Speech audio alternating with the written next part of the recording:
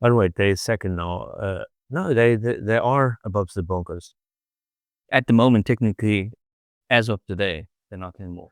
No, shut your face. But we'll get into that soon. No, they technically are, because you can't. The AM Sideline Report, will you go to the crew? Touchdowns and tackles, we give you the view. Huddle up, football fans, this show's for you. From the pregame hype to the final whistle, true. Pew pew. Hey, what's up, guys? Welcome back to the AM Sideline Report. I'm your co-host, Marcus. And with me, every week, as always. I thought you were gonna say my name. Okay. So what's happening, guys? Yeah, let's just keep this episode off with we've disappeared for a minute. Yeah, well, it's been busy. Yeah, Had some adjustments to attend to. yeah. Life has been very busy. So Yeah. this is the first episode we filmed in what 2-3 weeks. Yeah, unfortunately, it's but I mean, scores are out there. And I mean, I know you've missed our infamous discussion on the games, but we are back and we will carry on with that. As I was going to say, our beautiful face. Yeah. Okay. Well, I mean, your beautiful face. But yours too. But speaking of which, yes, Daddy's looking sexy and fresh for his new haircut. Yeah. Yeah. Not sitting with an 8-month-old freaking bush. Man, I only cut my hair like once a year, once every year and a half, kind of. So Daddy's looking sexy, Daddy's looking fresh. But yeah, let's kick this episode off directly with some Gridiron South Africa news. Yeah. So like we said, okay, we haven't filmed in a good minute. Yeah. In 2-3 weeks. And the main topic we want to bring up is the training clinic we had on the 25th and the 26th of October. Mm-hmm. Man, that was a great time. It was, but now what you chewing. So I thought I'd be done with that sitting before I had to talk. But yes, it was a great weekend. yeah, no, it was amazing. Yeah, we actually had we had to improvise a lot on the weekend, Unfortunately, especially Saturday. Well, Sunday a bit as well. Yeah, so Weather didn't play ball, and and then we had flight issues with Coach Raymond and Coach Simon. Simon coming down. But yeah, so yeah, like Saturday was kind of a more improvised session with the youth. But we did well, man. I think we did well. We did well, yeah. But also, I mean, it was fantastic having Simon and Stephen with us on Sunday. Just the experience shone through, and on coaching and organizing everybody, and that was running. And but Sunday was completely different as soon as they walked in. Yeah, you could feel that. I'm trying to find the word, but for lack of a better term, the atmosphere and that it completely changed as soon as they joined us on Sunday. Yep. Like I said, Saturday we did well with what we had. Unfortunately, it was raining. Weather in PE was at the land. They kind of redirected them to East London, and a whole bunch of things. A couple of hours still further. Yeah, or 4-hour drive Yeah. from East London to Jeffreys Bay. So we did with what we had. We split off nicely. Yeah.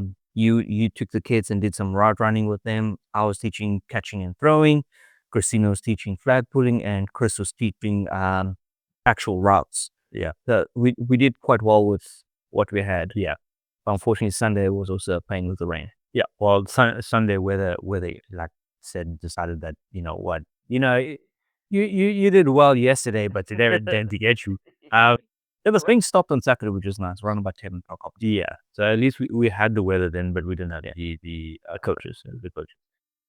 Sunday came about, and we're like, "Oh, we've got the coaches, but now it's the weather." It was raining pretty hard. I mean, look, the kids, everybody was really keen to go out still, and every second kid, coach, can we go outside? Coach, can we go outside? Yeah.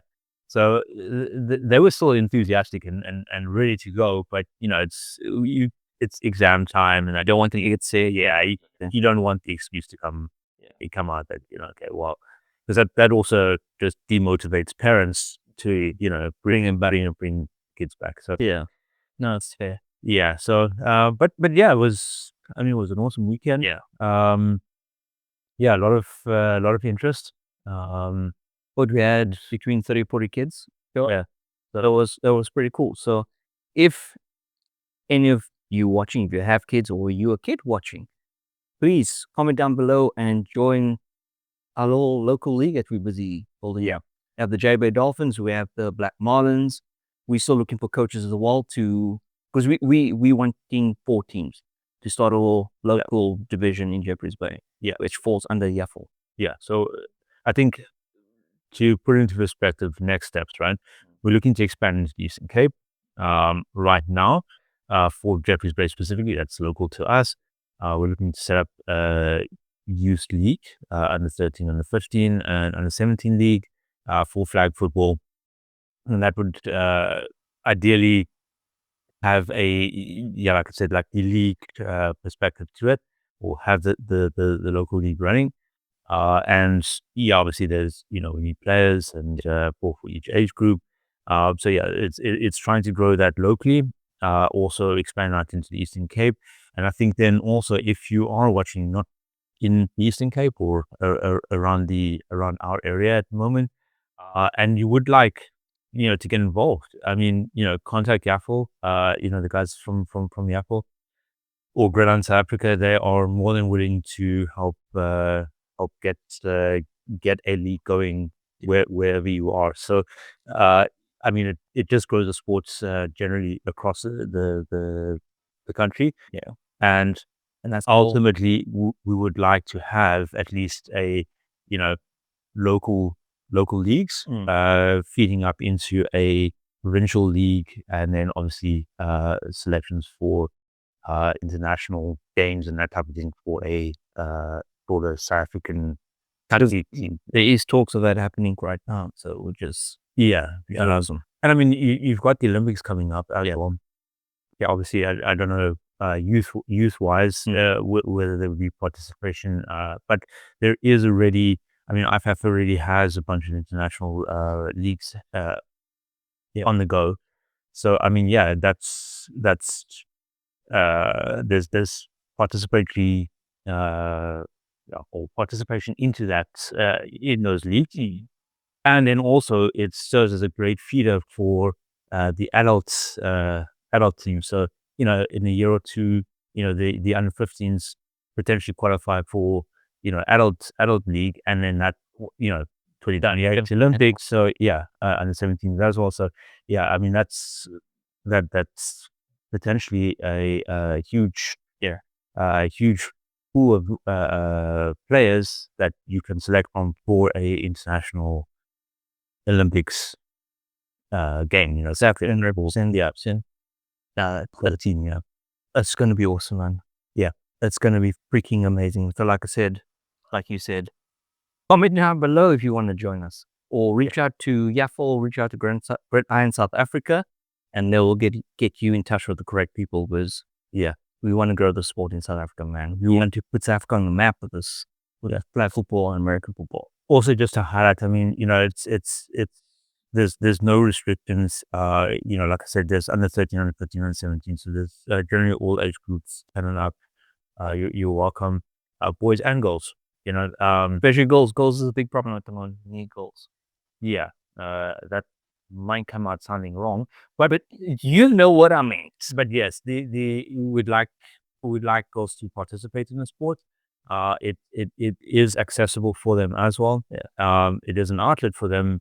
Those particularly those that wants to play rugby or something along those lines. There's a one to play netball things. Exactly. Yeah, it's a viable alternative for those goals, and there's big things that can come from it. So yeah, definitely something to get involved in if you're interested. Yeah, we really hope you are interested. Yes. But I'm assuming they would be, otherwise they wouldn't be watching. Yeah, that's the truth. Yeah. But okay, cool. So that was the weekend. Was freaking amazing, like we said. Yeah.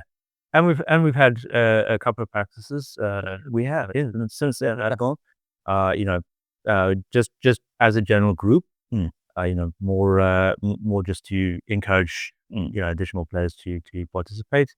And it's been going well. I think pretty well. Very well. Yeah. So, Coach Chris has been teaching some offense. You and I have been teaching defense for now. We're going for our third week post the training clinic.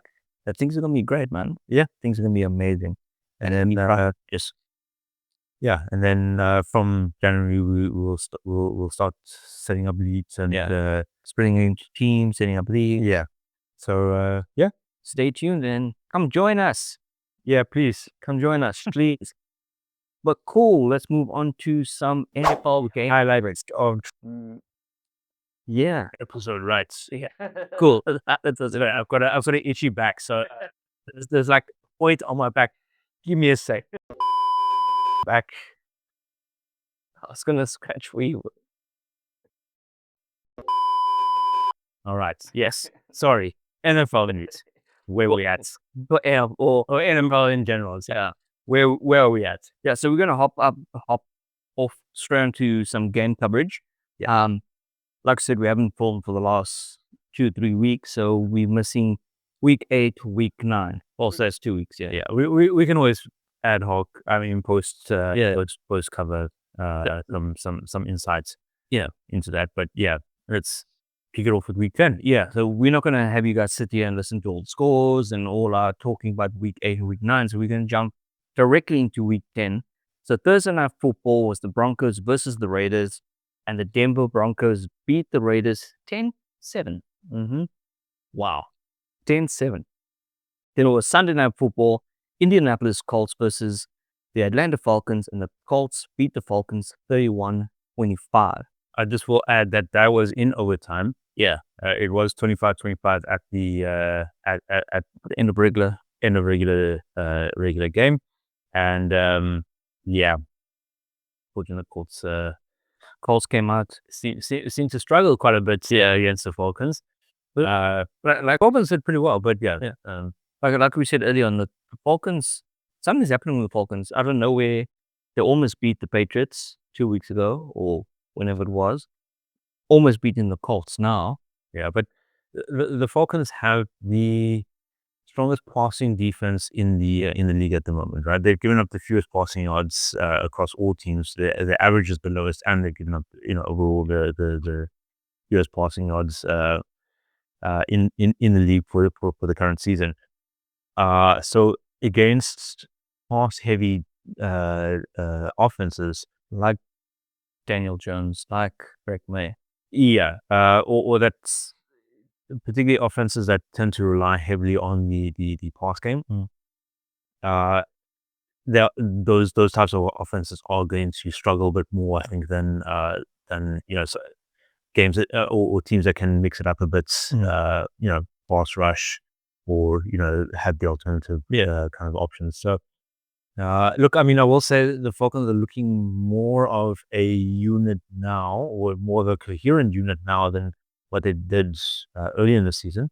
0 against the Panthers. So much so. But yes, but yeah, I felt that this was kind of almost like I'd like to see what the Colts do in the next 2 weeks, right? Yeah. But I almost want to say that there's a sort of subtle feeling that I have, and backed up by no evidence of any sort, just an opinion. But the Colts seem to me to have reached a kind of a peak, like a slow leveling point, and they've been riding the wave, and they're now potentially on might just be a minor bump, could possibly be a dip. I might be completely wrong, and they're they just you can't win every game, and they did lose their first game in a very long time last week. Yeah, but everyone was losing this game as well. Yeah, so there's that's why I say, like, I have this feeling that they're kind of on this like sort of subtle downward trend. It might just be a blimp. It might actually have their peak. I'd like to see over the next like 2-3 weeks kind of thing, heading in, just before the final stretch in week 14. But yeah, I mean, potentially this is the end of the Colts run. Maybe it's just a little blimp. Maybe the Colts are just taking it easy now, before they ramp up again, start killing everyone again. Yeah, so Become number 1 seed again. yeah, well, I mean, they are still number 1 seed. By the way, they're second now. No, they are above the Broncos. At the moment, technically, as of today, they're not anymore. No, shut your face. But we'll get into that soon. No, they technically are, because you can't consider a partial week played where you've got like 3 top content or three people at the same level, and one of them's played, and so now they're number 1. Well, they technically are still number 1 though, until Sunday. We see what happens with the Broncos, because Colts are on the bye as well. So yeah, okay, so that's not an thing. That will drop anyway. Yeah, fair enough. Okay, so yeah, but all right, so fine, fair enough. They are, but hold on, that okay. Wait, let's just look at this, right? Since we're on the topic. Oh, that's gonna come later. No, hush your face, right? Okay, so the Colts are 8-2, Patriots are 9-2. Yeah. Right. Okay, and we're getting into this now. Okay, right. So yes, we'll come later, but we're having that discussion now. So okay, Patriots are 9-2, which means they played technically 11 games, right? Colts have had a bye, so they're 8-2, right? Well, they're having the bye this week, so they'll stay at 8-2. Patriots still have to have their bye. Yeah, not next week, the week after. Yeah. So yeah, it's got 13 or 14, if I remember correctly. So yeah, there's so as of now, even if all teams still win, like the top 3, so it's currently obviously top 3. It's Patriots, Broncos, and Colts that are 8-2 heading into week 10. Yeah. Sorry, week 11. We're at week 11. Heading into week 11, where there's 3 teams that are at the top, tied for first place, technically 8-2, right? Yeah. There's no such thing as a tied for first place, because obviously there's different ways of weighting the teams. So yes, heading into the thing, it was Broncos, Colts, and Patriots. I can't remember the exact ordering, but it was. I mean, before this, it was Colts first seed, Broncos second seed, we were third seed. Okay, yeah, all right. So it was in that order. As of look, yeah. So Colts are having a bye this week. Broncos still need to have their bye, and Patriots still need to have their bye. So even if, as I said, every team has a wins all their next games, the Colts aren't going to ever be able to remain at number 1, because there's always going to be a game under, essentially.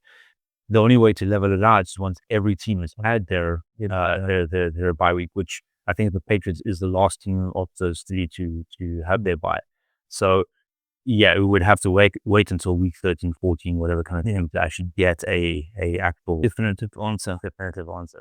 Yeah. But as of now, you can't. Hey, if it didn't count, they wouldn't have changed it. As of now, You still have to rank it, but what I'm saying is at the end of the season, the weightings are going to look different. Even if every team is the Patriots aren't going to remain number 1, then in that case. Oh, we might. No, I'm saying you could. I'm just saying, like, as of now, if so Patriots won last night, obviously. If Broncos and Colts still win every single game from here on out, right?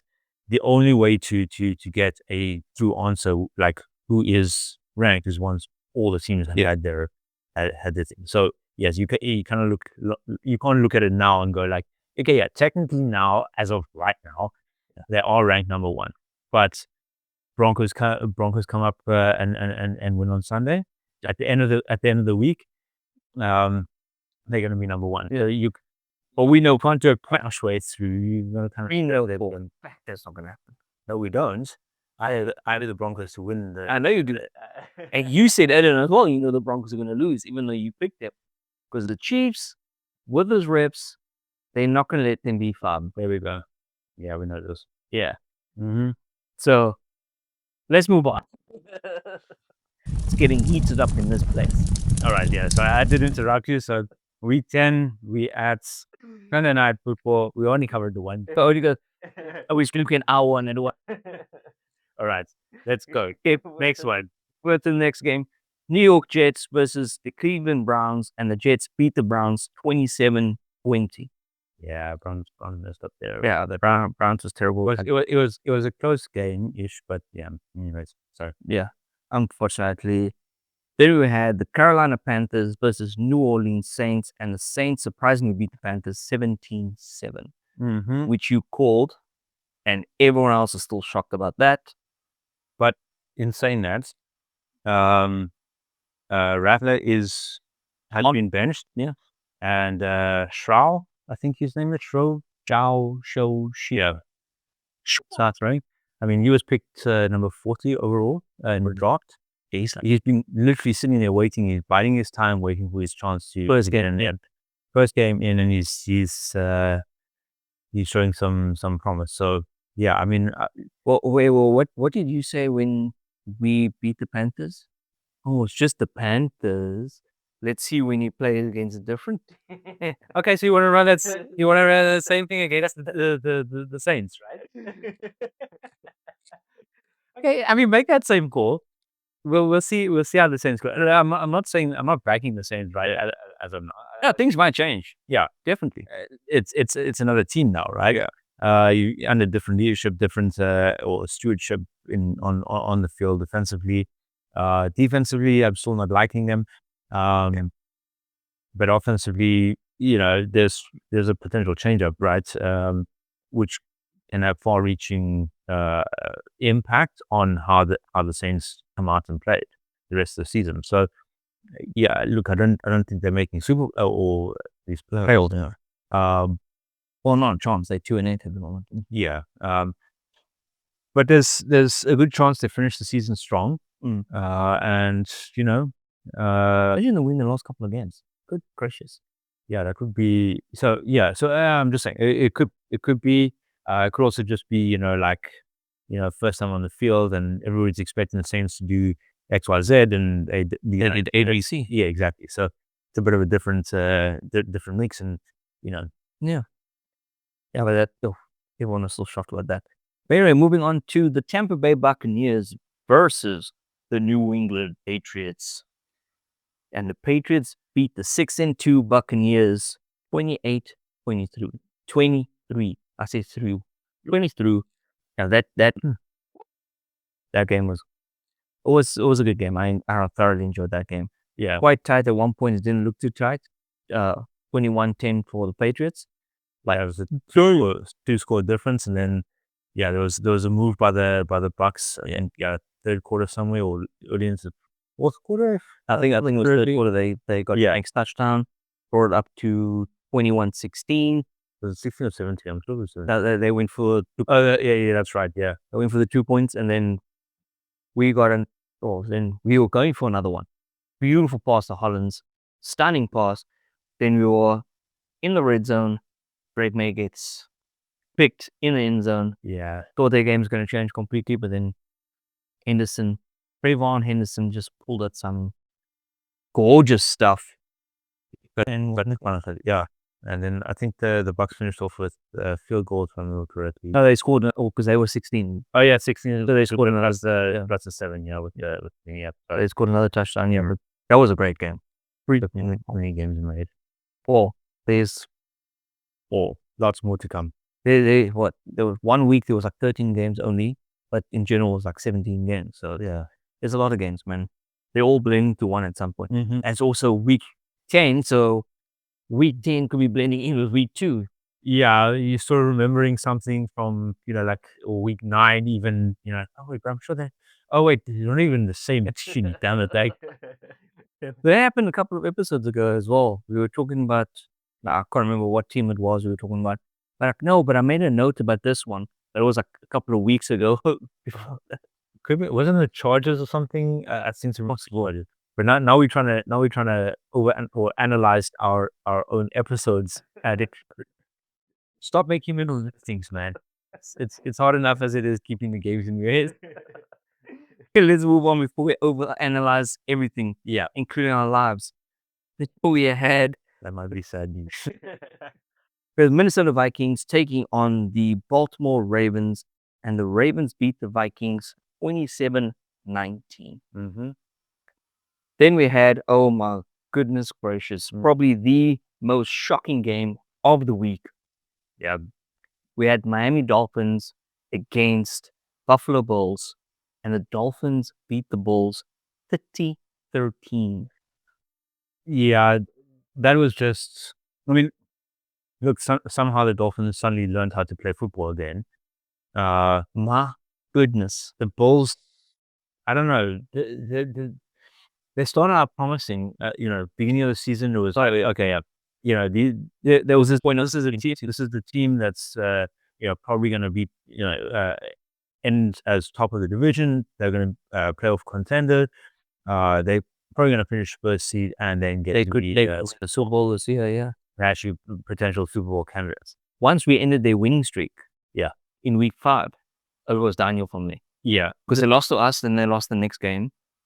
I think they had a bye, then they won, and then yeah. But they've kind of fallen apart. Yeah, like if you look at how maybe potentially they've been lucky all along, right? that's what I said as well. It's like the Eagles. They just had to run out. They had to run out, and and then the whole entire stack comes tumbling down, and then the Eagles have at least come back, right? They, if we're doing a Bulls Eagles kind of comparison, the Eagles went through this early on as well. That was week 4 as well. Yeah. Or week 5 as well. Yeah. So they won their first initial couple of games, and everyone's going like, the Eagles, whatever. Man. Then their luck ran out. I think it was against the Browns or the Broncos. Broncos, yeah. Broncos. And yeah, I think it took a game or two to find their footing again, where they kind of took a hard look at where they were at. I think it was almost the exact same situation. After week 5, after Patriots beat the Bulls, Broncos beat the Eagles. That was their first loss. They both lost their next week's game as well. Mm-hmm. And then they came back to win. It was like almost the exact same situation. Yeah, but the Bulls didn't learn. That's the problem. Yeah. So the Eagles kind of, okay, cool. We're, we've made some mistakes. We've kept Barkley out of, we relied too much on Hurts throwing. Maybe we need to bring Barkley back in.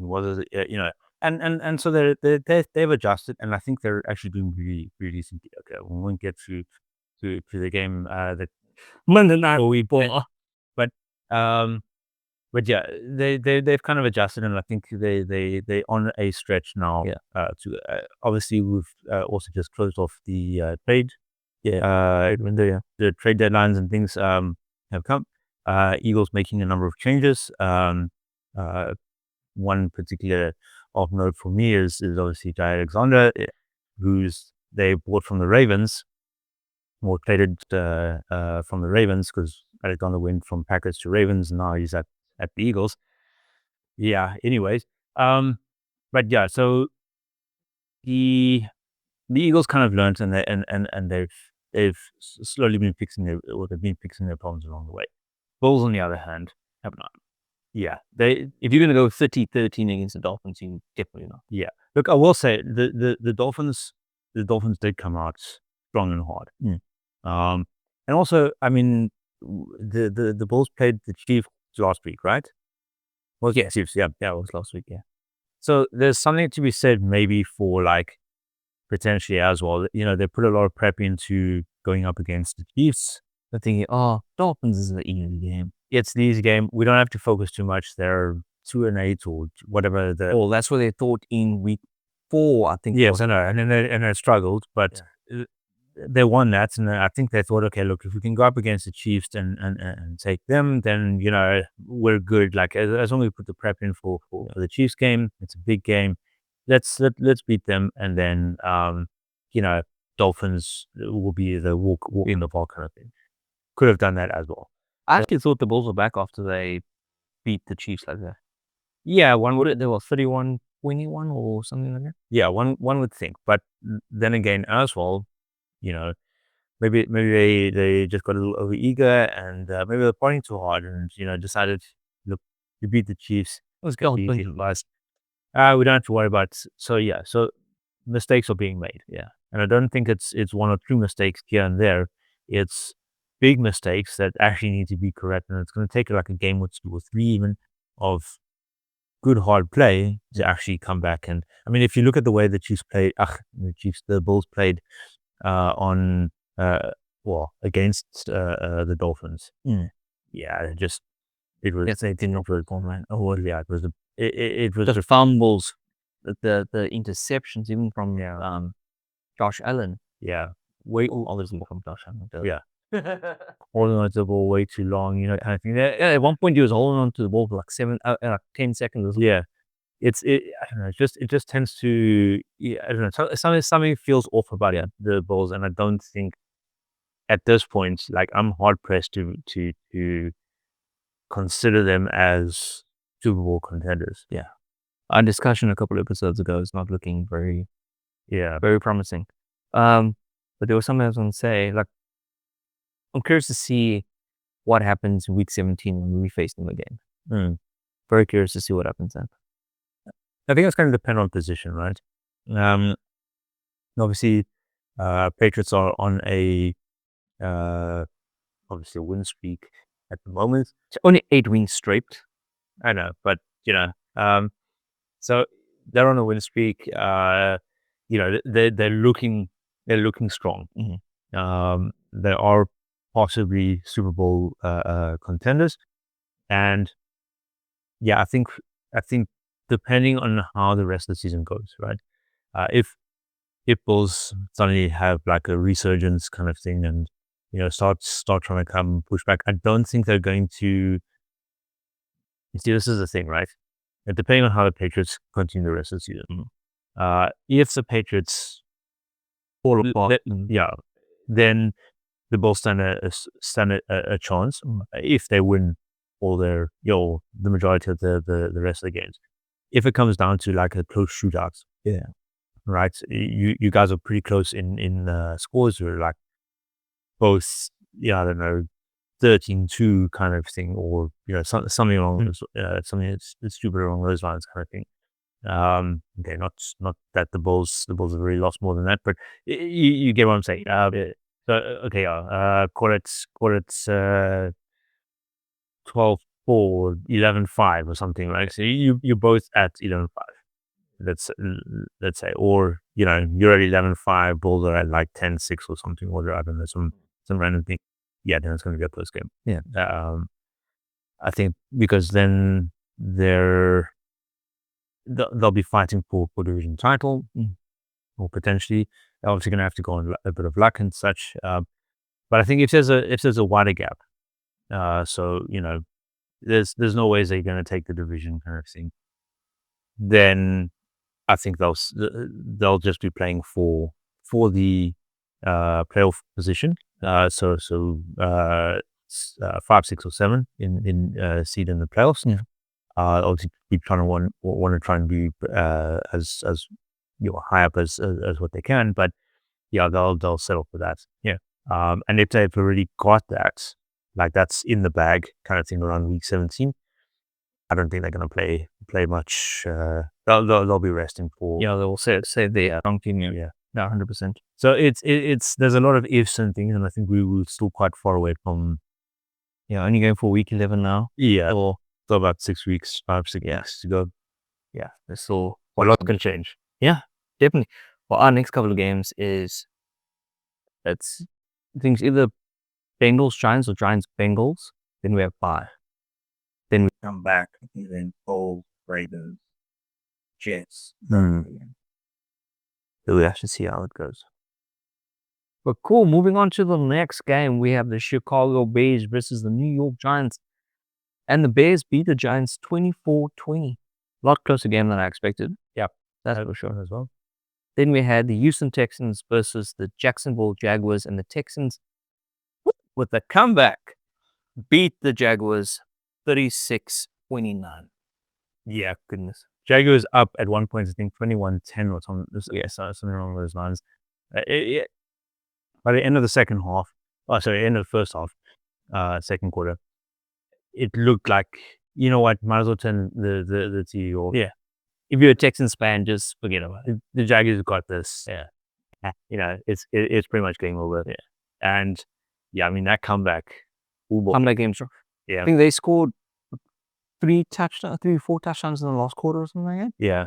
It was something ridiculous. But yeah, I mean to come back, what was it? Yeah, like I said, like something like 21-10 to beat the Jaguars 36-29. So yeah, I mean That's mad. yeah, Jaguars scoring basically a touchdown, which I think they got in the third quarter as well. They didn't score any points in the fourth quarter. Yeah. So it Texans I think scored, and then the Jaguars came back with a touchdown, and I was like, oh yeah, so this is you know, it's still the Jaguars game kind of thing. And then yeah, I mean the Texans just came back and were like, no, I totally tricked already. Just distress. I remember I was checking the scores now while I was watching the Patriots game. I was seeing the score and that, and then I was feeling that, as you know, after Sunday's training and things like that. So I was moving. I was tired. So I'm like, okay, sorry guys, I need to go to bed. And then last I saw Jaguars in the league, I'm like, oh, I lost that pick. Son of a. Wake up the next morning, Texans win. I'm like, what in the hell? Yeah, that was a massive comeback on one Texans side. Like I will say, props to the Texans defense. The Texans defense for me is like the stats don't reflect it, but they have a pretty decent defense, and they have to have, because the offense takes so long to get warmed up that, you know, it's like they get on the field and they're like, oh, okay, I don't know, we're still kind of feeling the side. Like, what is this? Football? Oh yeah, I guess it's football. What are we playing? Yeah. Badminton. There's a ball. Like, okay, yeah, you know, it's they take an entire half to actually get anywhere, and then, you know, like during the third quarter, it's kind of like okay, cool, they start ramping up. You can see some life happening in the offensive side, and then they're like, okay, cool, yeah. By the fourth quarter, it's like, okay, all Bang, bang, bang. yeah.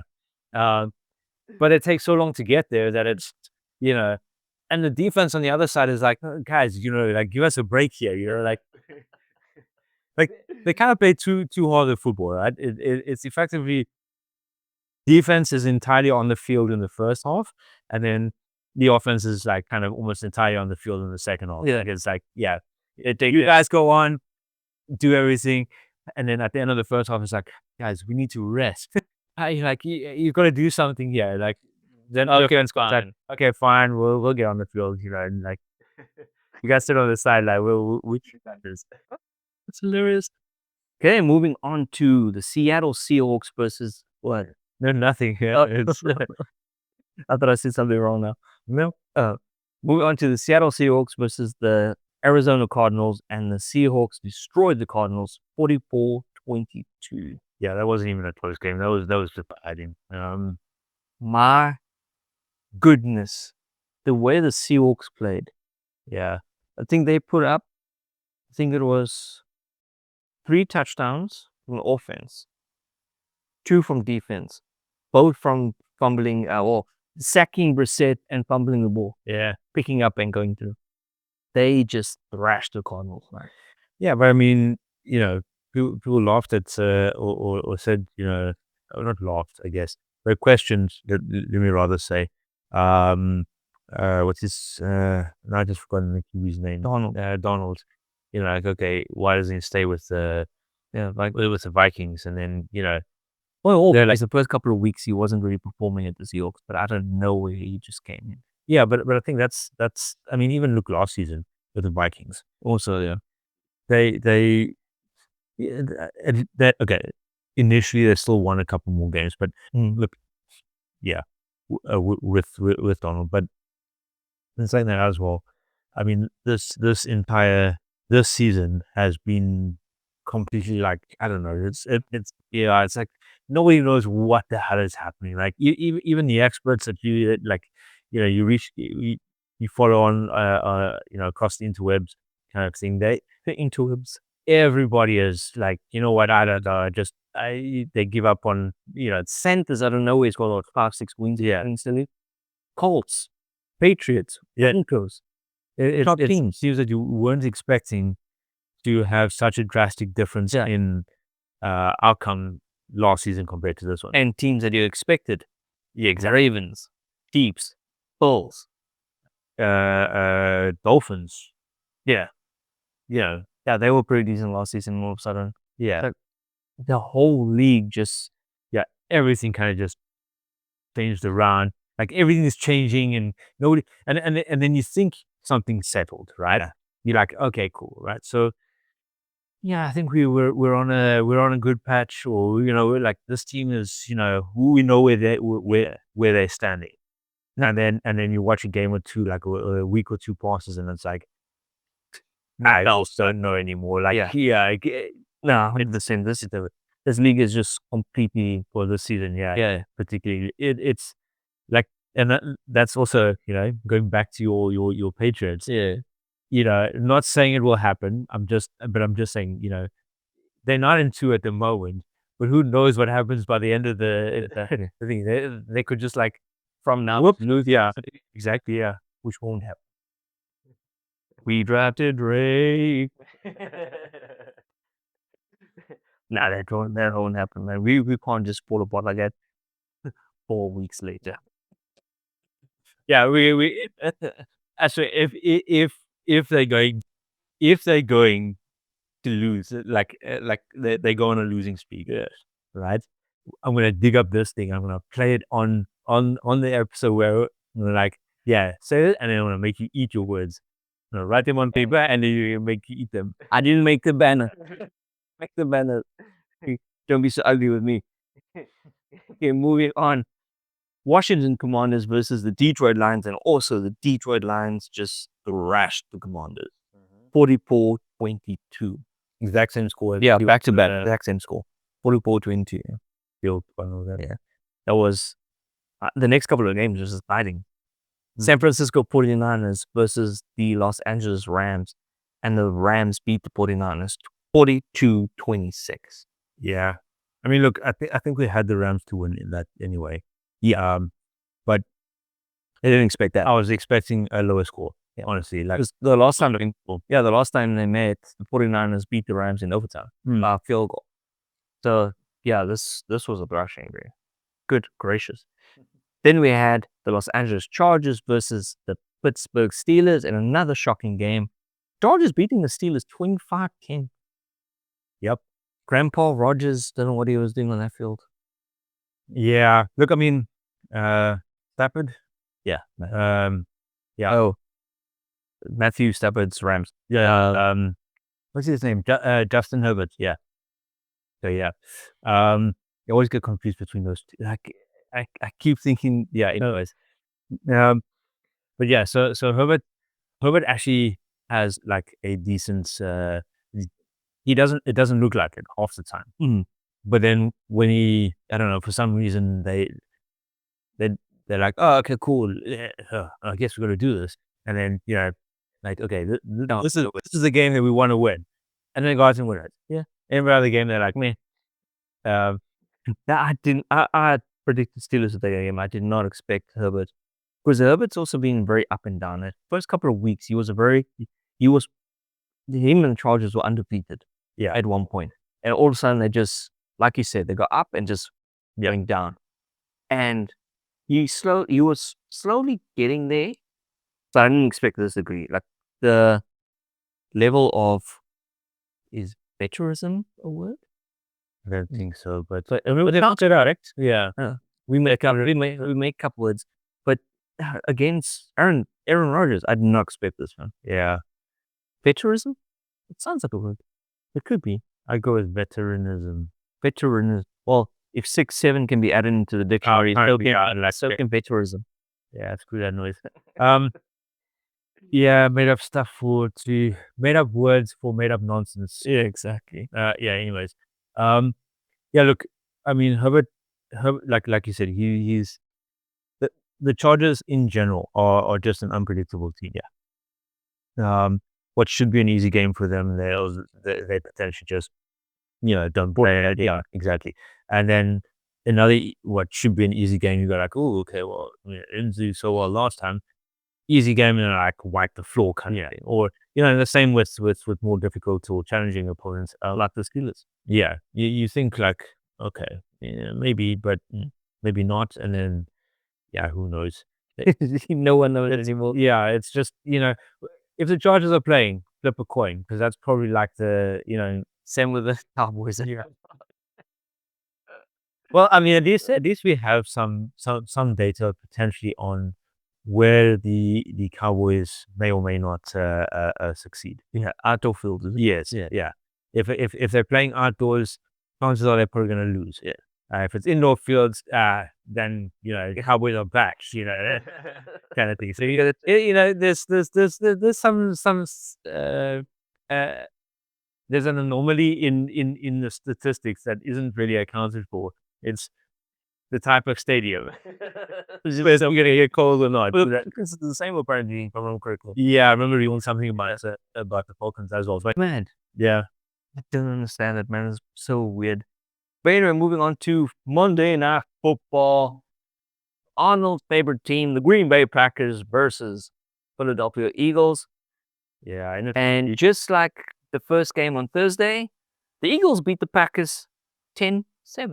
Yes. That game was horrible, man. It was a terrible game. I'm so sorry. Yeah.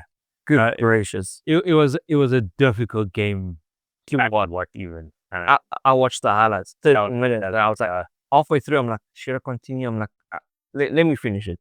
Yeah. So difficult to watch. It was. Time score was 0-0. Was 0-0.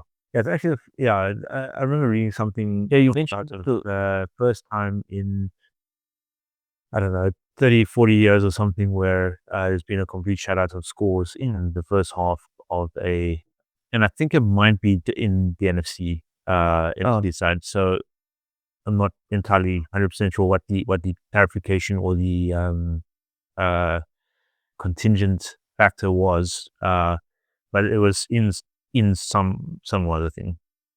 And so but yeah, it's kind of it was just a sad game. Yeah. Oh, it's terrible. Nothing worthwhile watching that. Yeah. Look, and poor you losing 2 games back to back on a 2-game winning losing streak at the moment. Yeah, that's it. Kind of sucks. I would have expected.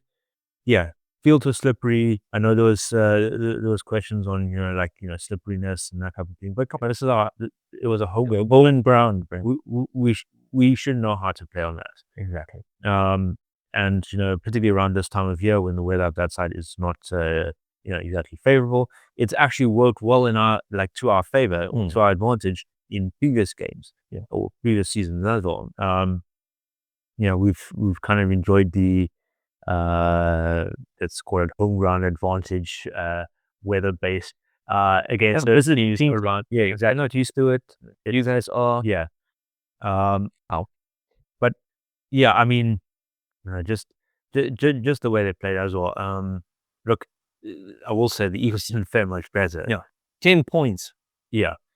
First quarter, third quarter was a field goal. Yeah, and we ended up losing by a field goal.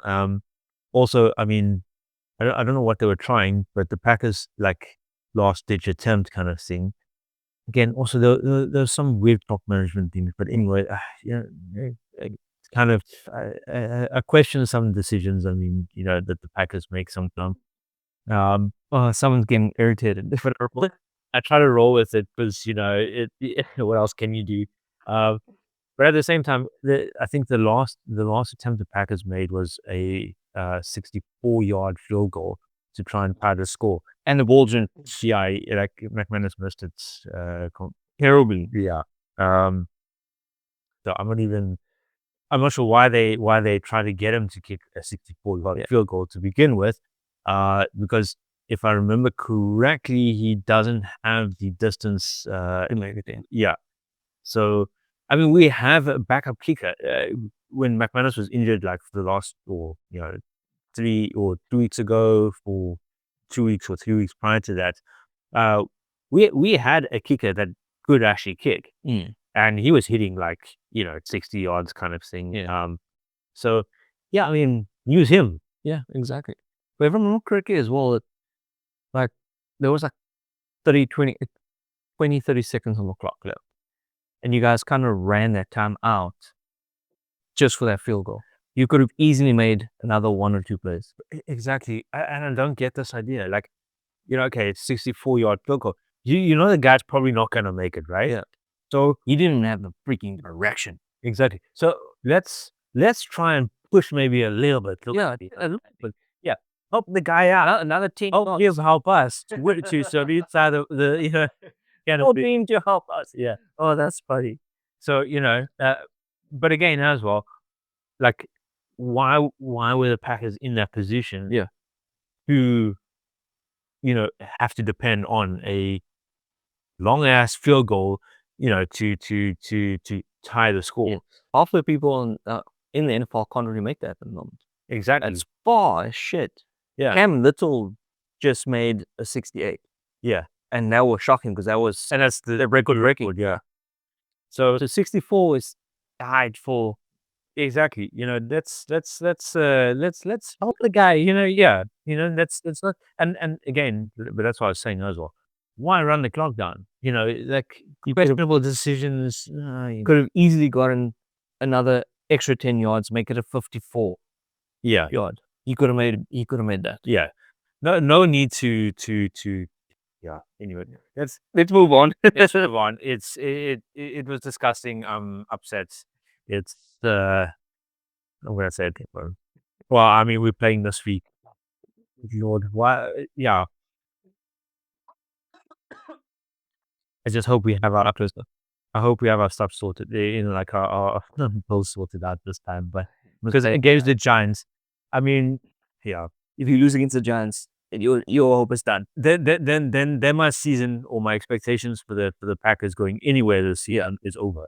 Like, I will say that now. Like, if they make it to the playoffs, which at this point, at that point, I would be like, I don't think they're going to, honestly. But if they make it, then you know what? Like, we'll probably get knocked out in the first round. Divisional round. Yeah. Oh well. Then I might just support the Patriots. Yeah, I'm just okay. I'm not supporting the Patriots. But so started. Look, let's move on to our prediction standings. Ooh, yeah. Excuse me. Okay, so before we get into that, every week prior to Thursday night football game, we do post our predictions for the entire week. Obviously, things change during the week, or after the predictions are made, but they are fixed. So yeah, Thursday on Instagram and TikTok, our predictions are there, and you guys can view it. Yeah, and if you'd like to also have your own or compare, post comments, whatever kind of thing before the time, or when we post our predictions, that's what you think. Tell us your predictions. Yeah, let us know. But like we said in the beginning of the episode, we unfortunately missed a couple of weeks due to busyness and reasons. So we're just going to quickly run through our week 8 results standings, week 9 results standings, and then now officially week 10. Do you want to run through the week 8 and 9, my friend? Sure. So week 8 results, we tied. 9 correct, 4 losses, or 4 incorrect predictions. Which the tie left us with a 2-win deficit still.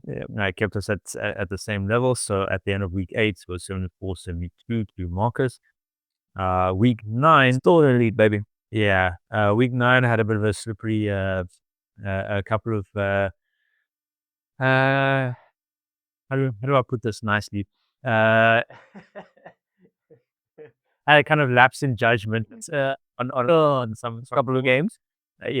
So Marcus ended up taking that 10-4, 10 correct picks, 4 incorrect. I had 8 correct, 6 incorrect. And that increased our deficit to 4, or the difference in back correct to 4, back to 4. So at end of week 9, Marcus is at 84 correct picks, and I'm at 80. Yeah, I'm still in the lead, but dude, I can see this happening. I'm gonna lead this entire freaking season, and you're gonna come back like that last stretch, like week 14, 15, somewhere around there. you're gonna overtake me and end up winning this league.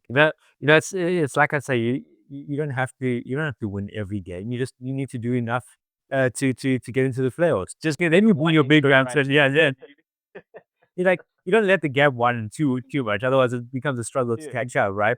So you just keep it there. You keep it. You let the people think they've won. They get happy. They get excited, and then like the Texans coming back fourth quarter. You like right at the end. You're like, all right, this is it. Now I need to. So you're gonna say I'm gonna get everything right until be in the lead until week 18 in playoffs. You're gonna take it wild card round. You're gonna get more right, divisional more right. I'm saying come week 18. You're gonna be in the lead. Yeah. I didn't say, when I'd overtake you. I just said I'm biding my time, kind of just, cruising along there. You're making me think I'm awesome, and you're just gonna last second. You are rug. Oh, thank you. You awesome too. I'm awesome. Yeah, exactly. Rather. Let's move on to our week 10 standings. So Where we at? that's where we're currently at the moment. I'm just gonna go through the games that got incorrect because we kind of killed it again this week. Yeah.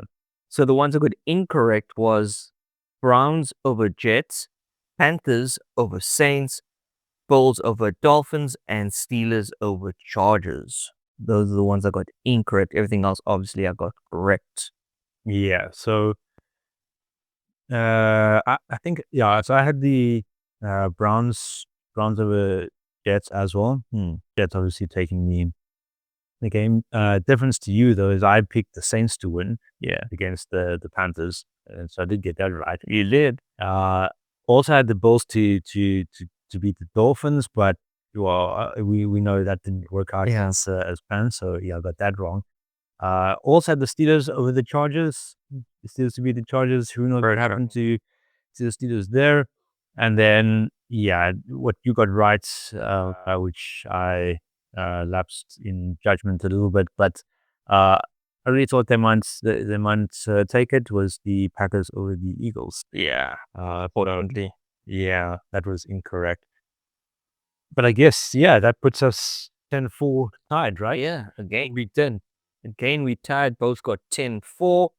Overall score at the moment, I'm sitting on 94 and Arnold sitting at 90. Still that 4-point difference. Yeah. You know what I'd actually like to do is if we can take our we've got a running number of wins, right?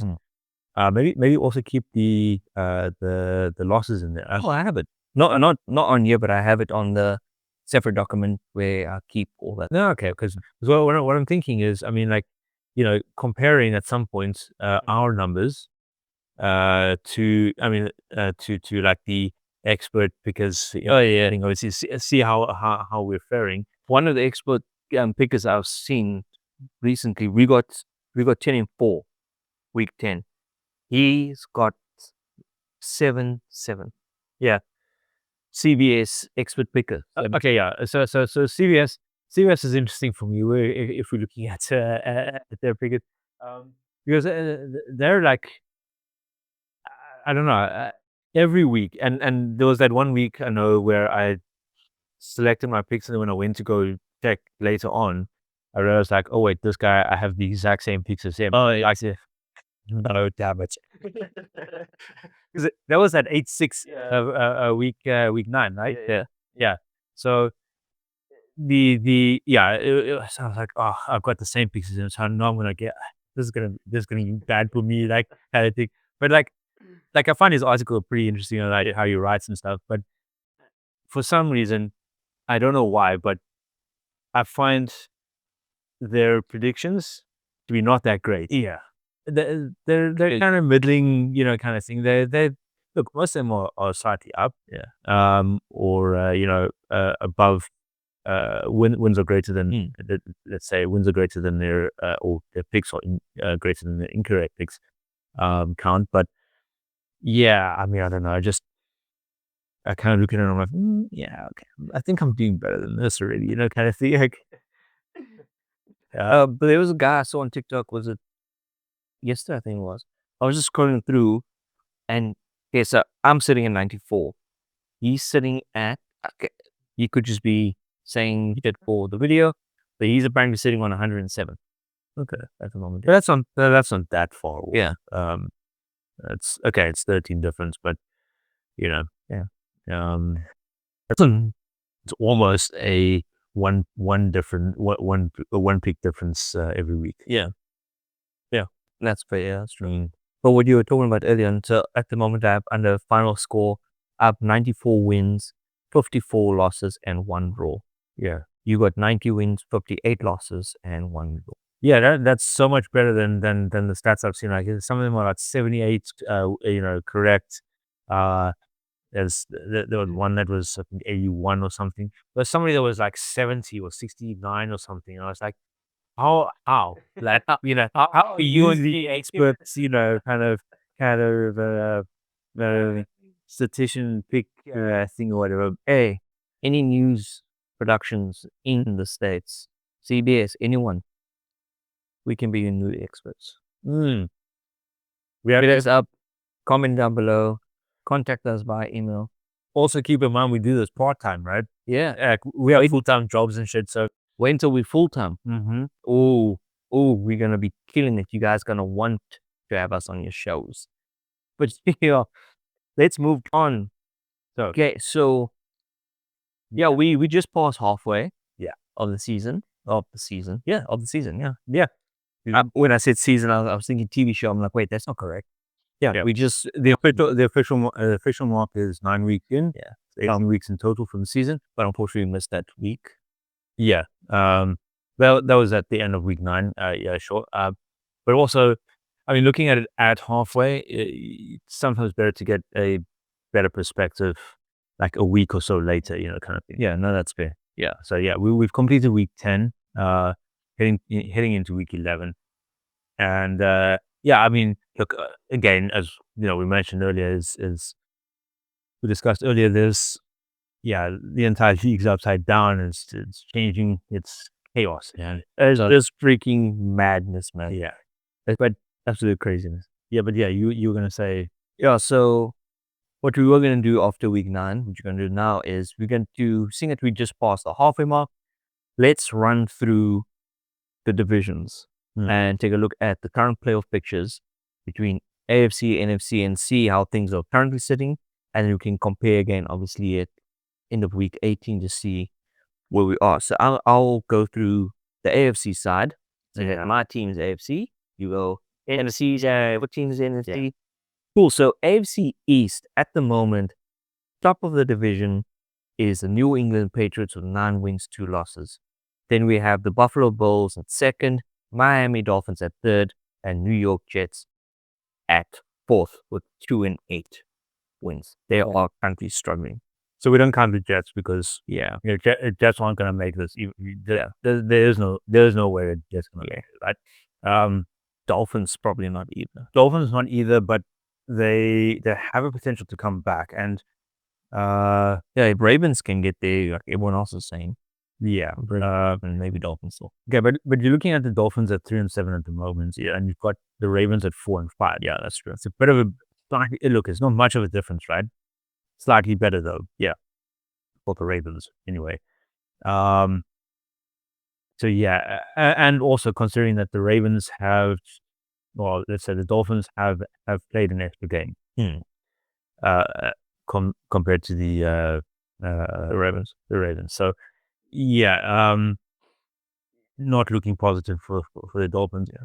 The Bills is the question mark, and yeah, like we discussed a bit earlier, but there was talk already, I think, on whether the Bulls, or I think the speculation was that the Bulls, started great, had a bit of a dip, but they were still, at least recently, the favorites to win the division. And, Patriots were like, it was like, Patriots, at this point, I just see the gap widening quite a bit. Wider. Yeah. Patriots not Well, I'm not sure that the Bulls are going to be able to close that gap and take the division. So, yeah, something drastically bad has to happen to the Patriots for that to happen. Yeah, and at this point, I doubt that that's going to happen. Again, we don't know because this week 12 could be the start of the Patriots, down spiral, and they don't recover. But even But are we going to be that, positive? We're not going to say that. no, yeah, we're not saying that. But anything, that's what I'm saying. So, but yeah, to be honest, I don't think the Bulls are coming back from this. They'll remain at second in the division and pretty much stay there. I actually have a concern of whether the Dolphins are going to actually potentially overtake the Bulls. Depending on what's happening in the next couple of weeks. Yeah. If the Dolphins can keep on performing the way they are the last 2 weeks, Or Bulls play football again like how they were playing against the Bulls. that was pretty funny. That'll be hilarious. It would be. Good gracious, that'll be hilarious. But moving on to the AFC North, we have the Pittsburgh Steelers sitting at number 1, right on top with 5 wins, 4 losses. Then we have the Baltimore Ravens, Cincinnati Bengals, and the Cleveland Browns at the bottom with 2 and 7.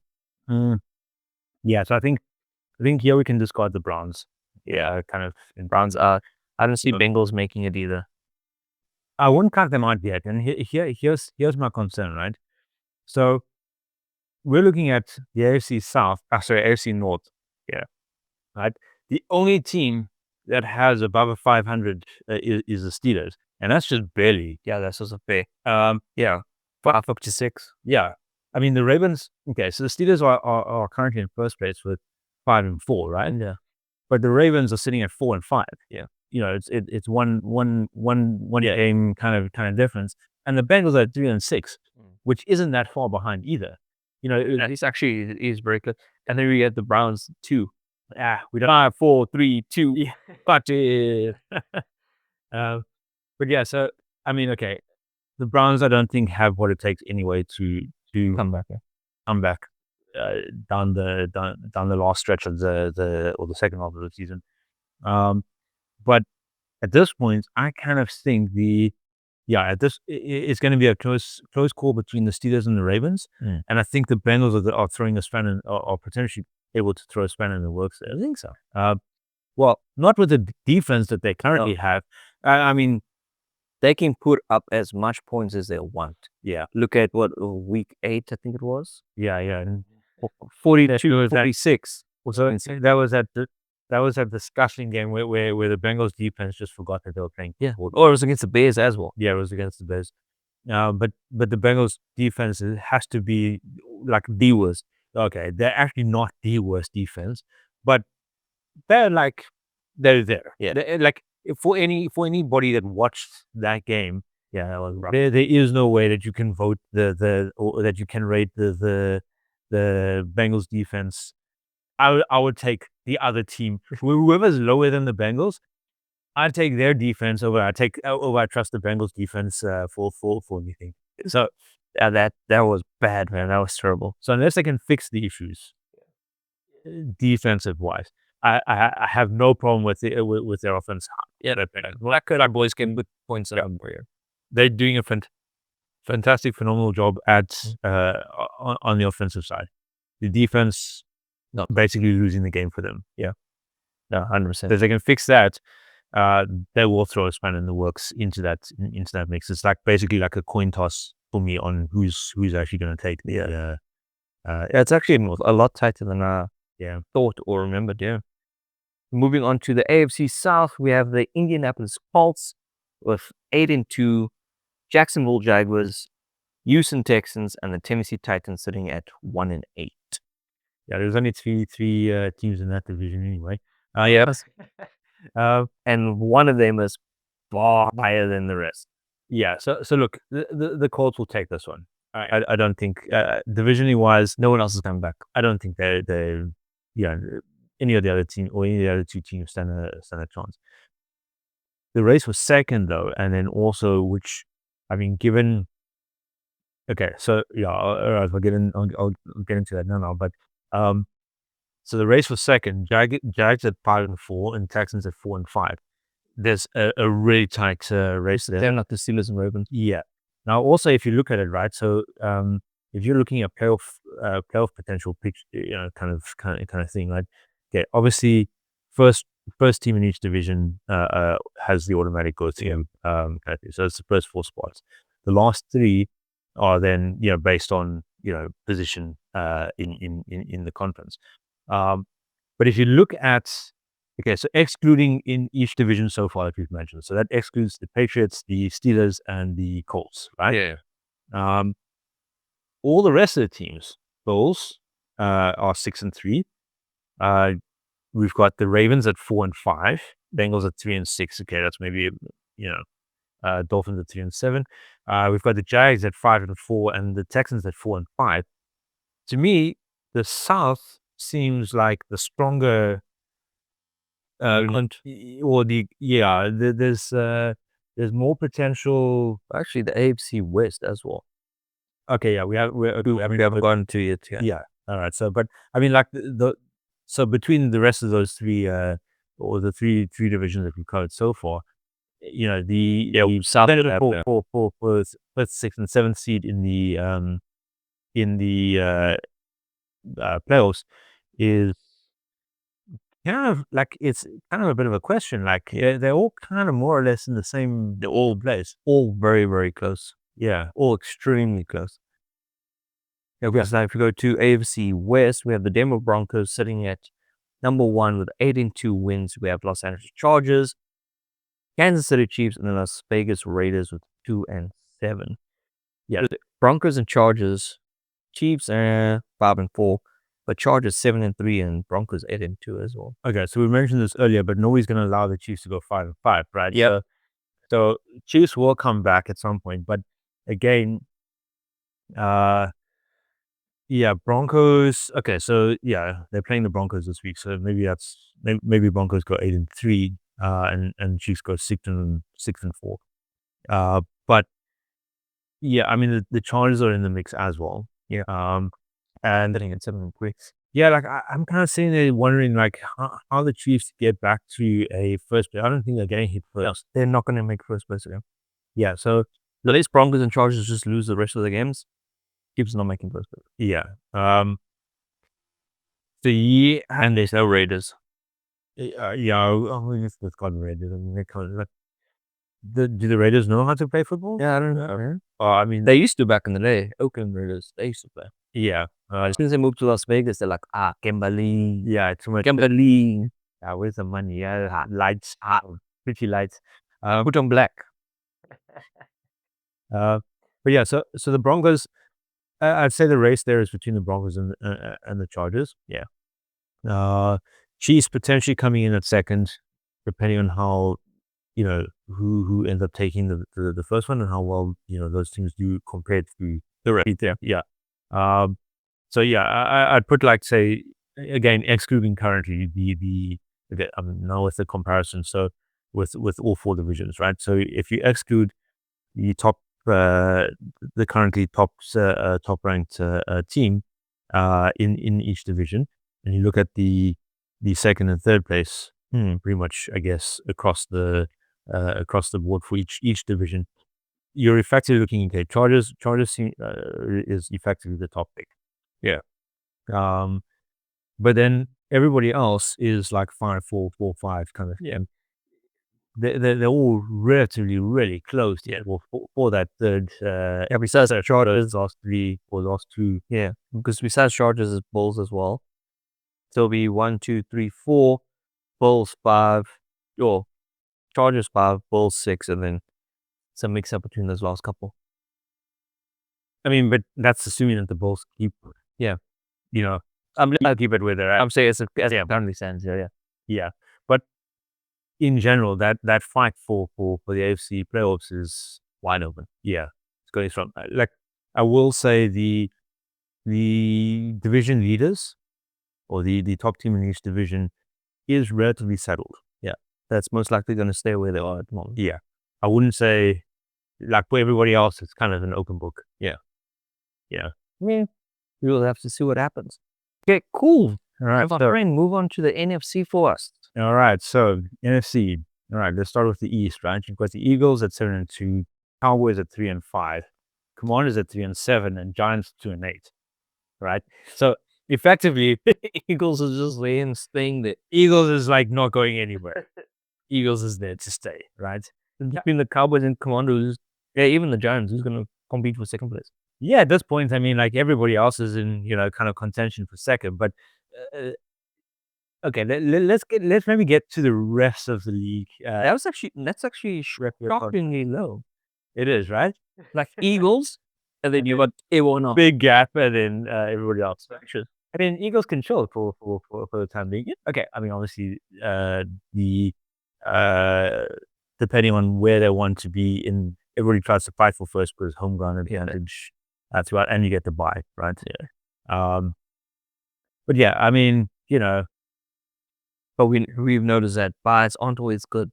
That's also true. Speaking of the first team in the NFC North, right? So NFC North, you've got Lions, right? 6-3. Bears 6-3. Shocker! What? Bears always like the fourth. There's something at second. You've got the Packers sitting at 5-3 with one tie, so sitting around there somewhere. Yep. And then the Vikings down at the bottom with 4-5. Vikings the only team in the NFC North that is kind of disappointing us with a less than 500. But they're still doing better than some of the AFC teams. Well, actually, some of the NFC teams as well. I mean, like you've got Cowboys, Commanders, and Giants here in one division. That Falcons, Saints, Cardinals. I mean, but yeah. So there is a huge contention up in the NFC North. There's a big fight between them. Yeah. At this point, like I mean, look, we were prior to week 10, we were seeds. We were top of the division, right? We dropped to third from that loss. I mean, the Lions and Bears did each win their games. Yeah. So yeah, we ended up dropping to third. Yeah. So one loss and can change everything. Yeah, huge change. So it's a fight, and yeah, I kind of hope the Packers pull something out, but it's me if they don't make it. Yeah, I'm hoping for you as well, man. I'm going for I'm supporting the Bears. So yeah, I'm looking forward to the Patriots back in Super Bowl this year. Yeah. But yeah, NFC South, right? You've got the Bucks at 6-3, right? Which is fairly decent. I mean, that's pretty much the Lions score as well. Yeah. You've got the Panthers at 5-5, so another close, which is actually similar to the Chiefs from the AFC. Yeah, which is shocking. Yeah, and then actually, although in saying that, look, the Bucks do have, or the Panthers have played one more game than what the Bucks have. Yeah, the Bucks have had a bye, whereas the Panthers haven't yet. So technically, the Bucks have the potential to create just that game. Since there being one win, just depends on whether they actually win that game or not. But yeah, it's against the Bulls this week. Yeah, so two teams that's on a downslope at the moment. Yeah. So we've got the Bucks at 6-3, Panthers at 5-5, and then a bit of a gap down. We've got the Falcons at 3-6, struggling at the bottom there. Really great defense, pass wise, but yeah. Then struggling even most. Saints. Yeah, I mean, what can we say about the Saints too? Yeah, that's bad. Yeah. Not making plays, and I commend him for bringing up. I'd like to, as mentioned, see what happens now with the Saints for the rest of the season with the new QB. But yeah, I mean, okay, before I pass judgment, let's wait and see. Let's watch the tape, as they say. Right then, NFC West. We're sitting with the Seahawks at 7-2. Yeah. The Rams at 7-2. Yeah. There's a fight going on there for the top spot there. We've got 49ers at 6-4, so they're not that far behind. Yeah, all three of them are fighting. Really. Yeah. And then you got the Cardinals, pretty much the division. Cardinals 3-6. they support the Cardinals. It's pretty much a division. That's funny. But yeah, so look, I mean, yeah, Seahawks, Rams, Niners, kind of all fighting it out there. Yeah. And they're actually kind of doing better than, like, all three teams are doing better than A lot of the NFC. a lot of the NFC as well. And Yeah, so I said NFC. I thought you said NFC, sorry. Yeah, and it's Donald and Stafford, bro. Yeah, I'm kind of the top QBs at the moment. I'm kind of waiting for their follow-up game, the divisional game, divisional clash game. Let's see what happens there. See how that turns out. But yeah, I mean, if we're looking at, like, overall, in the entire league, just as a quick rundown, currently, okay, we're sitting with the Patriots at number 1. Fair enough, game in hand, because they played last night. And so we're in the, like, we gotta look at the end of a week, not at the. Hey, if the role in reverse and the Packers, I would say play exact same, you'll be like, oh, we first. no, I wouldn't. And you know this. I wouldn't say that because I have That's it. okay, but I would say it. no special children, huh? Yep. And then, okay, yeah, so we were looking at Patriots, Broncos, Colts, Rams. So Rams being the only NFC team, in the top 5. Actually, I like it. It's Rams and Eagles at the moment, top 5. So yeah, dominated currently by the AFC in the top 3, and then you've got NFC kind of filling in at the bottom 5. Now you've got Rams and Eagles there. I'm actually curious why the Rams have the advantage over the Eagles in positional placement, but you can figure that out at a later point. But yeah, then you're sitting pretty much actually with Seahawks, Chargers, which is not AFC. And you've got the Bulls, Bears, Lions, Bucks, Packers, Niners, Jaguars. So, like, pretty much the next whole, like, section is the NFC. And then, like, filling down the bottom, you get the rest of the AFC teams. It's kind of weird. AFC's on top and at the bottom. Yeah. We sandwich the NFC. But yeah. But cool, let's take a look then at the current inner and playoff picture. What's happening now? If the season had to end today and playoffs had to start, at the moment, sitting at number 1 seed is the New England Patriots. Mm-hmm. Getting that bye and going directly to divisional. Then we have 2nd seed, we have the Colts. Then 3rd seed is Broncos. 4th seed is the Steelers. 5th seed Chargers. 6th seed Bulls. And 7th seed is the Jaguars.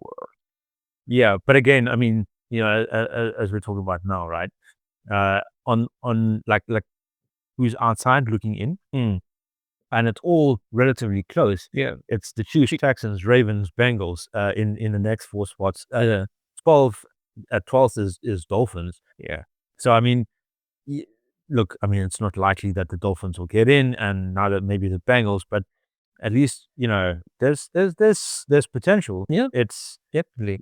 There's kind of a bit of, because it says here, like, currently, like, Chiefs have a 71% chance of making it. Still, Ravens have a 71% chance of making it. Jaguars has a 37% chance to make it, but they're sitting at 7th seed. Yeah, but I mean, Steelers at number 4, yeah, which is divisional winner for AFC North. They kind of get they've got a 40% chance, but that's because they could get kicked out. The next team next team up is we just covered it now, man. So it's Ravens. Yeah. Ravens are, like, literally 1 game behind them. Yeah.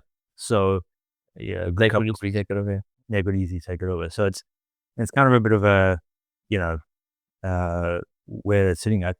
And then also, if you look at it, that's just for the top 4 spots, right? Mm-hmm. The rest of the teams, or for the wildcard spots, positions 5, 6, and 7 in the playoffs list, the Steelers are 5-4. I mean, if you're looking at the rest of the wild card spots, you've got the Chargers currently at 7-3. Yeah. They're really behind them. Bulls 6-3, really behind them. The Jaguars 5-4 is tight. Yeah. So there'll be a fight if the Ravens come out and actually kick them off the top spot. It's a good obviously fighting out for number 7, but they're for 7th position. But then you've got the Jaguars, you've got the Chiefs, you've got the Texans, potentially the Bengals as well, all kind of fighting for that last spot. Yeah. So chances are that the Steelers make it probably not that great, right? And that was the Steelers' open dream. Bring Aaron Rodgers to take us to the Super Bowl. Nope, these crystals are broken. Aaron Rodgers was hoping for it. I swear, if he made it to Super Bowl now, he'd retire immediately after the season. 100%. 100%. But cool, go on to the NFC side of the playoffs, my friend. All right, so currently ranked, we've got Eagles, Seahawks, Lions, Bucks, Rams, Bears, and Packers at number 7. So it's like, sorry, before you carry on, like we spoke about, is how crazy 1-2 losses can. Yeah. You were number 1 seed a couple of weeks ago. 2 weeks ago. Yeah. 2 weeks ago, exactly, we were number 1 seed. Loss of the Panthers, you dropped down to 4th. Loss of the Eagles, dropped down to 7th. Just like that. It's mad, bro. Yeah. Crazy. Yeah, well, that's kind of how it goes now. That's AFL for you, my friend. Yeah, exactly. Where the points obviously matter and wins, but you can't count on anything. Catches win matches, as they say for cricket. Yeah, well, I guess same in football. But defenses play a huge part of that as well. And if you like the Bengals, but yeah, just to quickly cover. So you've got on the NFC side, you've got the 49ers in the hunt, right? You've also got the Panthers, so 6-4, 5-4, 5-5. Sorry, you got the Vikings 4-5. You've got the Cowboys 3-5. Cardinals 3-6. I think this is now where we start pushing the limit. So I think even Cowboys. Yeah, Cowboys probably aren't gonna get there. Vikings, Panthers, and 49ers could still have stand a chance. Oh, I would love for Panthers to make the playoffs. So things like something we spoke about not that long ago about how the NFC side of the sales was kind of pretty much said there was maybe a team that could come, or disrupt things, but it was kind of pretty much set. All of a sudden now it's kind of looking like the NFC. Yeah, it's all mixed up again, and yeah. So I'm officially now stopping predictions. We're not on the team predictions. It means I'll win until week 18, and then oh, that's hilarious. Yeah, because I'm gonna make a gap with you, man. Cool. Let's move on to our power rankings, the AMSR power rankings. So, starting off at number 10, I have the Buffalo Bulls. Number 9, Green Bay Packers. Number 8, Philadelphia Eagles. Sorry for the Packers and Bulls because the good couple of losses since a couple of weeks. So, understandable. Completely, don't worry. Number 7 got the Chargers. Number 6 we have the Seattle Seahawks. Number 5, Los Angeles Rams. Number 4, Detroit Lions. Number 3, Indianapolis Colts. Number 2, Denver Broncos. And number 1, New England Patriots. See, like putting the Patriots at number 1 there, right? Hey, we deserve it. Okay, so as per my as per usual, I'll do mine the other way around, starting at number 1. So I'll put the Colts at number 1. Patriots at number 2, Lions at 3. Then moving on, we've got pretty much the Seahawks, the Broncos, the Eagles, the Rams, the Bucks, the Chargers, and then number 10, the Packers. We dropped down to number 10. Wow. Well, I mean, I had them here at about 7, 8 anyway. Previously, I've given the losses, and I don't like the way that they are playing at the moment. And drop them down. And pick the Bulls out as well. I was going to actually mention that. Like, I see you kept the Bulls in. I don't like the way the Bulls are playing. And at this point, if they continue on their trend, they're heading even further south on my list, like out of consideration even. The thing is, like, they were number 1 for a while. Yeah. Then I dropped them down to like 2, 3. Then I just kept on dropping them dropping them drop. Yes, they had a bad last weekend, but they also just beat Chiefs. So that's why I just kind of okay. down Yeah. to 10 so at least I'm kind of over them. well, not over them. They're still in my radar, kind of thing. I'm still considering them. They're still in consideration. Obviously, it's 10, so you kind of. I mean, if we had the top 12 or 13 or 20, they would probably still be in that list. I'm not saying that they'd be at the end of that. I'm just that they'll still be in the list of consideration. Kind of. Thing. I've actually seen people, not like us on podcasts kind of thing, but visually, they actually do a full 32 power ranking. So they rank from 32 up to number 1. Imagine running through 32 teams like that. Hey, we don't want to make you guys sit like that forever. Yeah, that's way too long. Yeah, but yeah. I mean, I think we kind of more or less roughly around the same kind of thing. I mean, Patriots number 2 on your list, man. I don't know why that makes me so happy, but it does.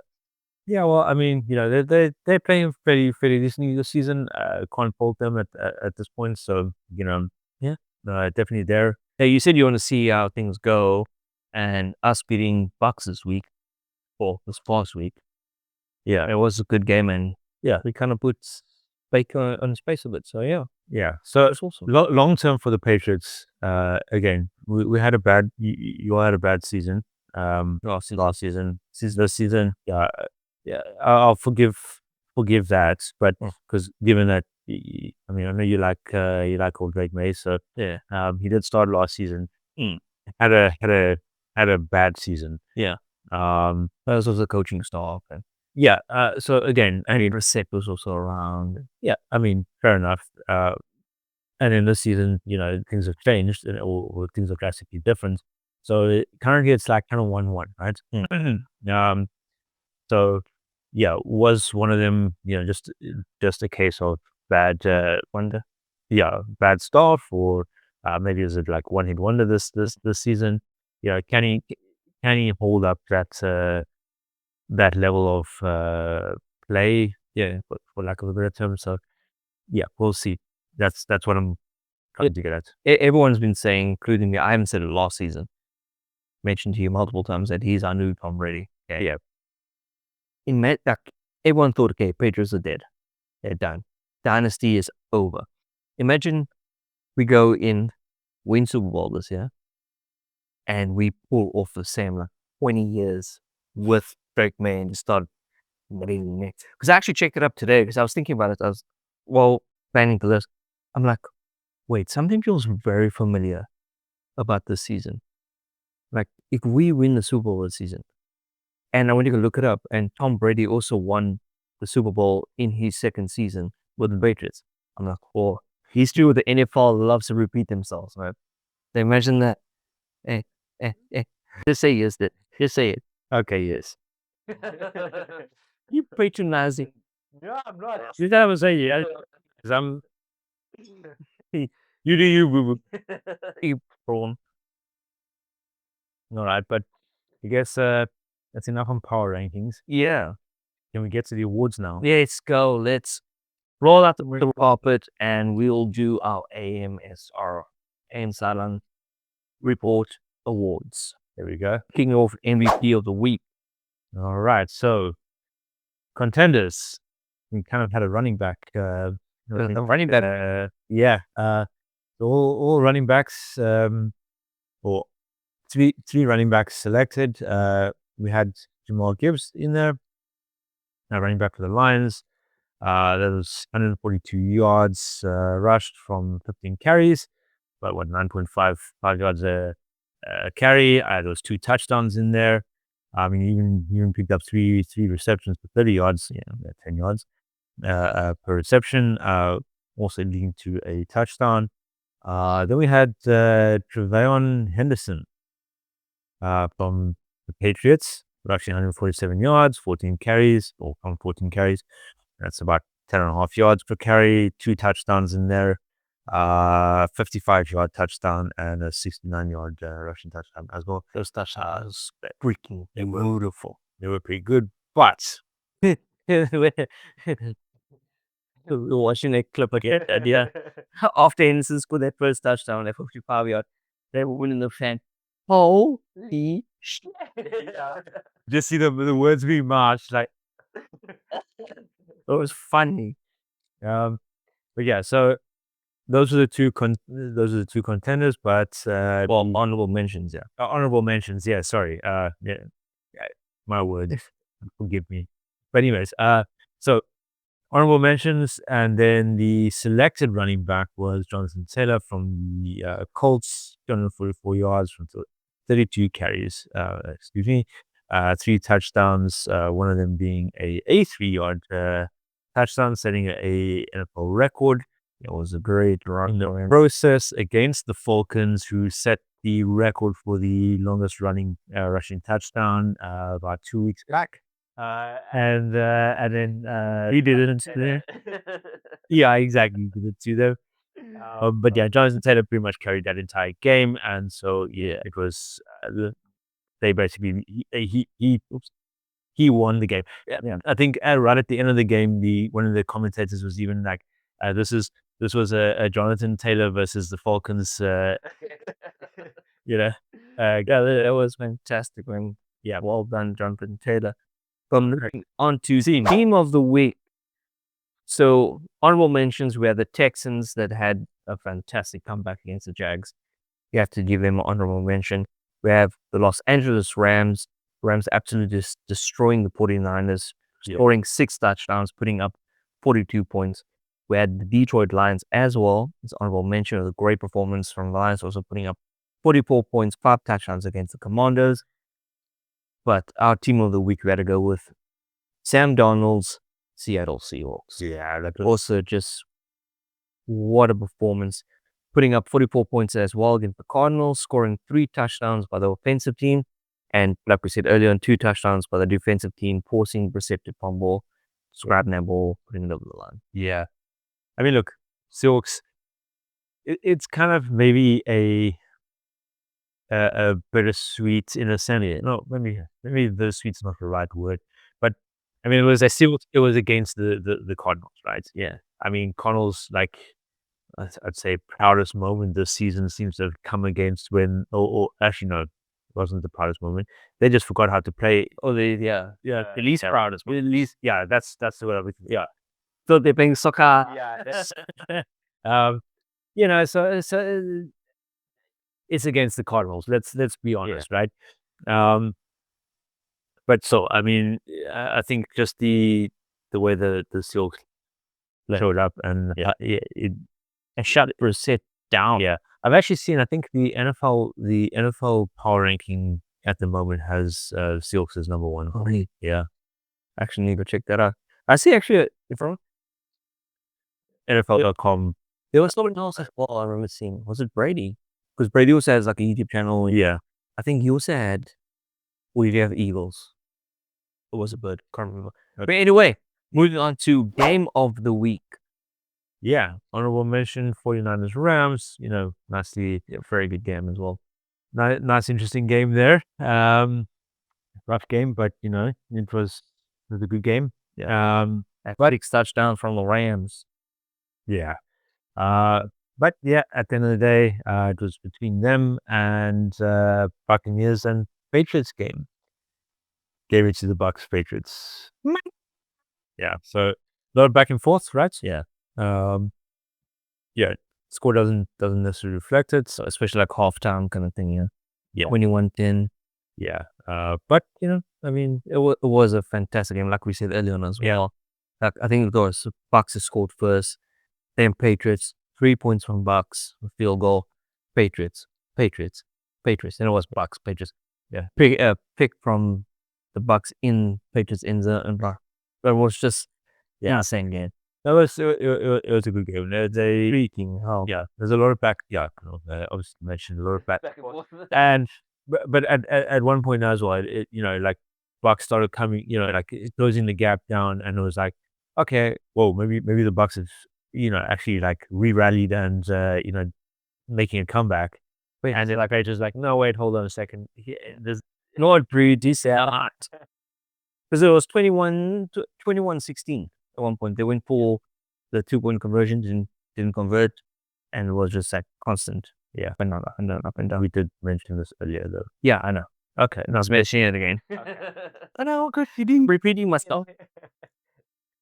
All right, let's move on to week 11's prediction. Sounds like a plan. Go. Sweet. So my predictions for week 11, like we mentioned already, Patriots over the Jets, which we know, as I said, as filming last night, Patriots beat the Jets, but we'll discuss that next week. Then I have Miami Dolphins over the Commanders, Packers over Giants, Texans. Did you just, we hope that's, Texans over Titans, Falcons over Panthers, Bears over Vikings, Chargers over Jaguars, almost the Giants, Bulls over Bucks, you better get I know. Steelers over Bengals, 49ers over Cardinals, Rams over Seahawks, Chiefs over Broncos, Ravens over Browns, Lions over Eagles, and the Cowboys over the Raiders. Yeah, so very, very similar to yours, except for what about 6 games somewhere there? Yeah. Yeah. From my side, I've gone to get Patriots over Jets. Again, you know that outcome. So that was at least one up for both of us. Yeah. I've also got the Dolphins over the Commanders, got the Packers over the Giants. These Texans over the Titans. I think that's an easy call. Difference here's our first difference. Panthers over Falcons. Yeah. Falcons over Panthers. Then next one, I've got the Vikings over the to beat the Bears. We'll see. We'll see what happens there. Yeah, I've got the Jaguars over the Chargers. I think the Jaguars are hungry. They want to win. And again, Chargers being unpredictable as hell. So Yeah. who knows what Chargers team is coming out to play. That is very fair. So yeah. And like you said last week as well, Saints is hungry for a win, and Yeah. look what happened there. Yeah. So yeah, the Bulls over the Bucks. Yeah, that's for me is a difficult call because Very difficult. I don't trust the Bulls at the moment. So And Bucks has a lot of injured players as well. yeah, so that's going to be an interesting game to see what happens. I've got the Bengals over the Steelers, which I think is another difference, right? Yep, yeah, that's another one. I mean, I'm terrified for this week, man. We have so many different. yeah. Niners over Cardinals. I don't think that's a difficult call to make. Cardinals being the Cardinals. Yeah, Seahawks over Rams. that's another one. Oh, yeah, you went with the Rams. Yeah, I'm going Stafford. You going Donald, huh? Donald, yeah, you see, my guy. But the thing is, Stafford's putting up. Well, you put up 6 touchdowns last week. You put up, I think, 5 the week before. I think 5 the week before that as well. Donald's on 5, my guy. But it's not just that. This could be contender for game of the week next. Yeah, I have a feeling we're going to be discussing this. Well, we said the same thing with the 49ers and Bucks a couple of weeks ago. That's also true. But okay, Broncos over Chiefs. Now, this one, That's the last one. yeah, that's the last difference. But in this case, like, I think I've made a mistake here. Right, honestly, like, I'll stick with my thing. I do think that Broncos. Yeah, well, I have to anyway. But I think the Broncos would. I do think the Broncos would win in a fair game if it was 11 versus 11. Yeah. But Chiefs being the Chiefs, And NFL doesn't want them to be 5-5. yeah, exactly. So Expect a lot of illegal touching Patrick Mahomes. yeah, roughing the passer.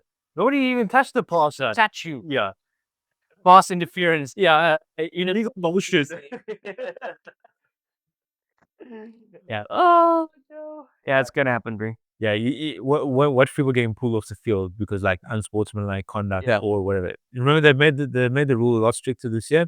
They're blowing them up. They can blow them up for pretty much anything. Yeah, it's gonna be like somebody like gets up and like looks in Patrick Mahomes' direction. Unsportsmanlike conduct. Exactly. We walks past Patrick Mahomes. Yeah. Unsportsmanlike. But yeah, and then Ravens, as you mentioned, so the rest of them are same. Ravens over Browns, Lions over Eagles, and Cowboys over Raiders. Yeah, and then that is our predictions for week 11. I think that's our episode, right? Yeah, that is our episode. So guys, thank you very much for sticking around and watching. Really means a lot to us and really appreciate it. If you guys have any thoughts, comments on the episode, you have any thoughts, comments on week 10, week 11, week 8, week 9, the weeks that we missed. If you guys have any thoughts, comments, please let us know down in the description below. Yeah, and if you're down in the description below, down in the comments. Wow, right. Yeah, it's been a long week. I can tell. Dude, it's been a man week. Yeah. But also just to reiterate what we mentioned earlier in the episode as well. If you are interested in flag football, and you are interested in helping grow the sport in South Africa and taking a South African team internationally or being part of that team, reach out to Gridiron. If you're in the Eastern Cape, in particular in the Jeffreys Bay area, reach out to us. We'd love to have you participate because we are the Eastern Cape representatives. Yeah. So if you guys are here in the Eastern Cape, reach out to us, comment down below, or comment on our TikTok or Instagram, DM us. We'll get back to you guys. Yeah. Sounds good. Yeah. So is that it? Are you ready? It is. Are we ready for it? So you ready to sign us off? Okay. I hope I'm not gonna mess this up. We'll catch y'all next time. From the sideline. There we go. AM Sideline Report, who you go to crew. Touchdowns and tackles, we give you the view. Huddle up, football fans, this show's for you. From the pregame hype to the final whistle, true.